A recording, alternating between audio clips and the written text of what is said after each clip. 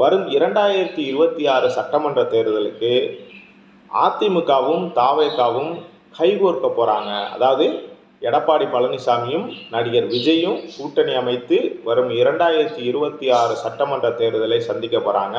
இது மூலமாக திமுகவுக்கு மிகப்பெரிய ஒரு சம்மட்டி அடியை கொடுக்க போகிறாங்க அப்படிங்கிற ஒரு தகவலை சோசியல் மீடியாவில் பரவிக்கிட்டு இருக்குது. இதை பார்த்திங்கன்னா நடிகர் விஜயோட ரசிகர்கள் தொண்டர்கள் பார்த்திங்கன்னா பயங்கர உற்சாகமாக இதை பகிர்ந்துக்கிட்டு வராங்க. இன்னொரு பக்கம் அதிமுக தொண்டர்களும் இந்த தகவலை பயங்கரமாக சோசியல் மீடியாவில் ஷேர் பண்ணிக்கிட்டே வராங்க.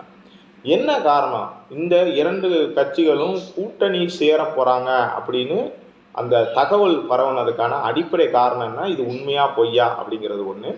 இன்னொன்று பார்த்தோம்னா இந்த கூட்டணி அமைந்தால் எடப்பாடி பழனிசாமிக்கும் நடிகர் விஜய்க்கும் இருக்கக்கூடிய சாதக பாதகங்கள் என்ன